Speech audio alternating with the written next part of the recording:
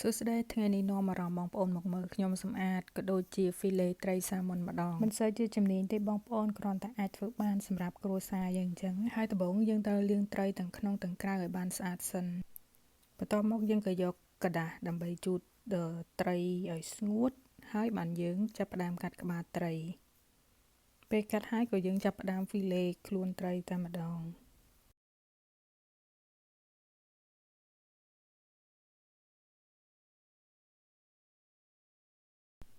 ហើយកន្លែងនេះវិញសាច់ត្រីយើងវារៀងផុយដោយសារត្រីនឹងថ្មីយើងអត់បានខ្លះសេព្រោះយើងស្ទូចបានភ្លាមមកដល់ផ្ទះយើងចាប់ផ្ដើមធ្វើភ្លាមហើយឥឡូវយើងចាប់ផ្ដើមទៅ filet ត្រីមួយចំហៀងទៀត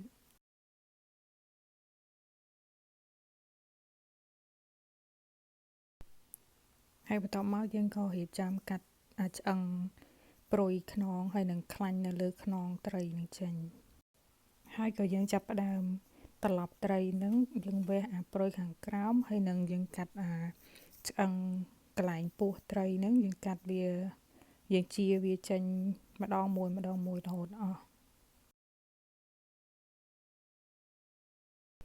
ហើយបន្ទាប់ពីជាឆ្អឹងនឹងអស់ហើយក៏យើងវះអាពោះខាងក្រោមអានឹងវាមានខ្លាញ់អញ្ចឹងយើងវះវាចេញហើយយើងពិនិត្យមើលកន្លែងណាដែលនៅមានឆ្អឹងឬក៏កន្លែងណាដែលមានខ្លាញ់អត់សូវស្អាតហើយយើងនៅកាត់បន្តទៀតរហូតដល់ស្អាតហើយបន្ទាប់មកទៀតក៏យើងកាត់ត្រីនឹងជាពីរដោយសារវាធំហ្មងអញ្ចឹងយើងកាត់វាជាពីរដើម្បីងាយស្រួលដាក់ចូលទៅក្នុងថង់បឺតខ្យល់ហើយដូចជាត្រីដែលយើងបឺតខ្យល់រួចហើយ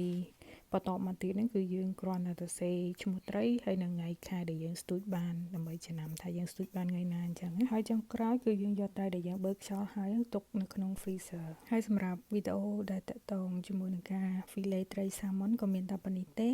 អរគុណបងប្អូនសម្រាប់ការទស្សនាជួបនេះខ្ញុំម្ដងទៀតនៅវីដេអូក្រោយសូមអរគុណ